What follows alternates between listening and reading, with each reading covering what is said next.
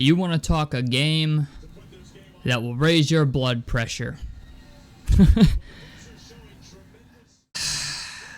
Pacers beat Boston 135-132 after a game-winning three from Pascal Siakam.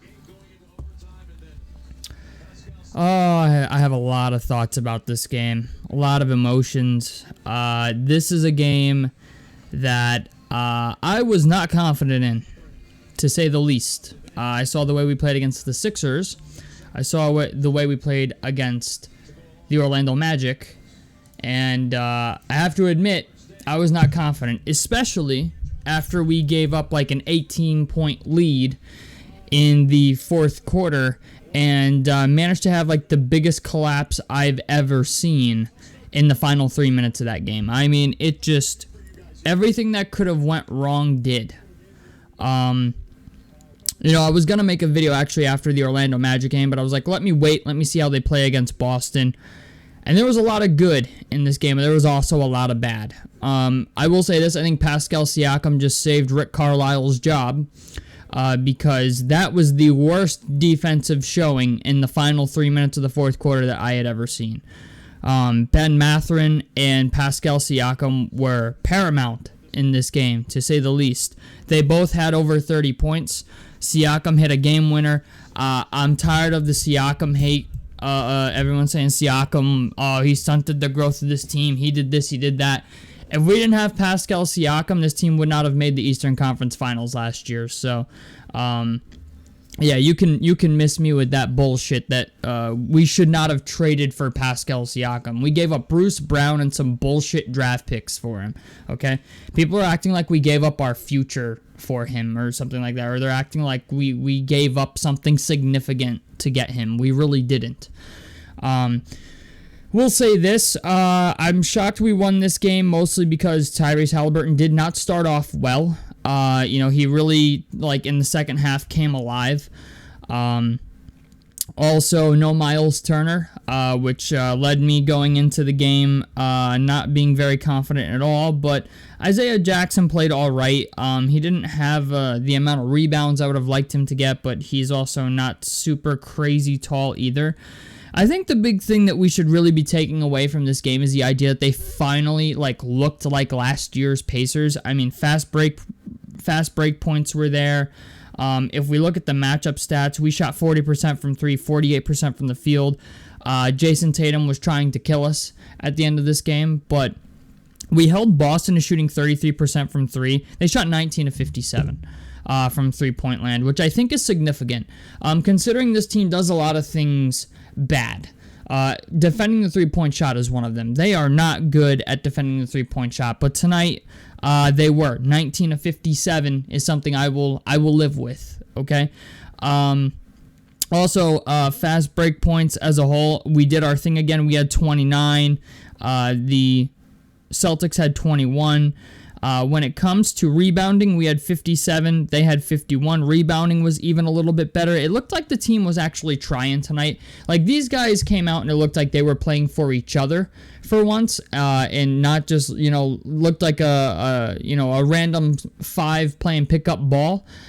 So that was good. I liked McConnell. I really loved what I saw from Mathurin. Mathurin looked like he maybe got another notch in his belt this game a little bit.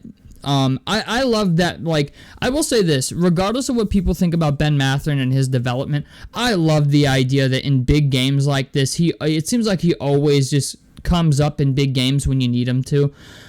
So I love that, especially like with Tyrese Haliburton getting off to a really, really slow first half. Haliburton still had, I believe, a double-double. I wonder if he got a triple-double because he was, I don't think he got 5 rebounds in one half quarter of basketball, but Tyrese Haliburton did have 17 points, 12 assists, and 6 rebounds. He shot 7 of 19 and 2 of 10 from 3. He had 2 steals, but Obi Toppin was very good. TJ McConnell was very good. Ben Shepherd was very good.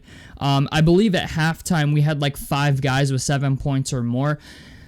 I like the idea that we like really took it to Boston early on in the game and got out in front of them. However, the second half of the game, we've got to learn to finish games better. We cannot, with 4 minutes left in the game, 3 minutes left, there was like 3.5 minutes left in the fourth quarter, and we allowed them to come back. Now, I understand it's Jason Tatum and Jaylen Brown and Derek White and all these guys, right? But the thing is, you got to lock the fuck in. That's the problem with this team, is, it seems like they don't lock in at the end, or, they get nervous, or I don't know, okay? I don't know what happens that this team just always chokes leads, but I will say this, man. If they had lost this game after their biggest lead being 24 points and then entering the fourth quarter, I think it was entering the fourth quarter, I think they had an 18-point lead or some crazy shit like that. I know they had a significant lead entering the fourth, and this was a game that went to overtime. I wholeheartedly believe Pascal Siakam's game winner saved Rick Carlisle's job in this game, because we were ahead by so much. We were in control of the game the entire game. Boston's biggest lead in this game was literally 1 point. 1 point. So if they would have choked the lead and then lost the game, I can't help but think Rick Carlisle would have potentially lost his job, or at least would have been in serious consideration to lose his job. This team doesn't look much better on defense than they did last year. I know people say, oh, well, they look slightly better. Yeah, they do, but slightly better is not enough to get us to be a serious championship contender. I still hold the opinion that this is not a championship team. Even though Miles didn't play in this game, I still and always will hold the opinion that Miles Turner is not the center we need. But it's just the idea, this team, even though they are undermanned in a lot of ways, a lot of their best players are guard players and not guys that are overtly tall or lanky in any way. It's a tough, scrappy team, which is good. But tonight was enough to get your blood pressure through the roof, man. Especially in overtime. Thank God, thank goodness that Pascal Siakam hit that three, because I was I wasn't even confident in that play. Rick Carlisle called out the play from the sideline, and I was like, okay, let's see what happens. We're going to get the Halliburton-Siakam pick and roll, and Siakam just hit a dagger at the end to win that game. I don't think that game should have even come down to that. I feel like this was a game that could have been handled a lot better had they just took care of the basketball. In the end of that fourth quarter, it was just turnover after turnover and just not executing on their misses, leaving them wide open for threes. Everything that is bad about the Pacers, you saw in the final 3 minutes of that game. I know there's the foul on Ben Mathurin didn't get called, and Jaylen Brown got an easy dunk or an easy layup or whatever. Or I don't know. I don't know if he got fouled or what. I just remember Ben Mathurin ended up on the floor and there was no foul call. Especially after Jaylen Brown just essentially ran him over. I get that the NBA is not a fair place, and I get that we're a small market team, but this was, I think it was a good win. I think it was a morale win more than anything. They just beat the best team in the league on a game winner, so I'm hoping they go into this next game. I think we play New Orleans next. I hope they go into this next game with a little bit of pep in their step, so to speak. I think they should. They looked a whole lot better tonight. I mean, Obi Toppin was phenomenal as well. Obi Toppin had one block that I thought was just absolutely disgusting. But all in all, it was a decent showing. It was a better showing than what we've seen the last, 3 or 4 games or so. So, I can live with that. I can deal with the fact that it was a better game overall. The team looked like a more cohesive unit this game. I am not happy with the way that they won it, but they won the game. So I don't know what it is, man. Against Boston, we play some of our best ball. I just wish they would do that against bad teams, like Detroit and Philadelphia when they're this team has to take advantage of teams like that. They have to go out and take advantage of teams that are undermanned, guys that are injured, maybe a team's not playing well. You flat out have to go into every game like you're playing Boston. Like, I don't know what else to tell you. It seems like Boston is like the only team that can get our guys to play like it actually matters, and then they play against these bad teams, and it's like they take a night off. So, I don't know. I don't know what the deal is, but same old Pacers, you know what I'm saying? Same old Pacers. That's what I got from this game. Same old Pacers. They somehow managed to win this game, but all in all, it's same old Pacers. So, I did want to make I really did want to make a video after the Orlando Magic game, but I was like, let me wait and see how they play against Boston, because knowing me, I'll say they suck and they'll beat Boston, and that's exactly what happened. So, I'm glad that they came out and beat Boston. Honestly, if Halliburton plays a little bit better, I don't think this game is even close. Halliburton played good, I will say that, but 7 of 19 from the field and 2 of 10 from the three-point line is not something I'm looking for him to make a habit of. But defense as a whole has just got to be better. I can't really just target any one player on the team anymore.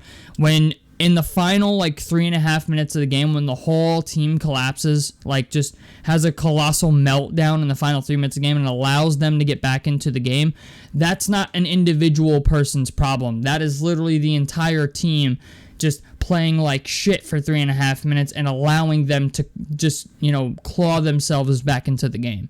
So, glad we won. It's a good win. I think it was more of a morale win than anything, because the squad looked good. They looked like they were in sync finally this game. So I'm taking that as the biggest win out of this, is the idea that they look like an actual cohesive unit after this game. And honestly, it was nice to see that Rick played Ben down the stretch too in overtime, because Ben had the hot hand, and Ben did hit some in the fourth quarter and in overtime. Ben hit some pretty big free throws. He did hit I think a layup that was pretty big. So it's nice to see that Rick is starting to trust Ben Mathurin a little bit more. Seems like he's playing Mathurin at the end of games over Aaron Nesmith. I don't know how much I agree with that, but at the same time, I understand it. If Ben Mathurin has the hot hand going, it seems like this year, if Ben Mathurin's scoring 20 or more points, or has if he has above 15 points by halftime, you should probably expect Ben Mathurin to close the game over Aaron Nesmith. And if Ben Mathurin doesn't have it going, then you should expect Aaron Nesmith in the second half of these games. So glad we won.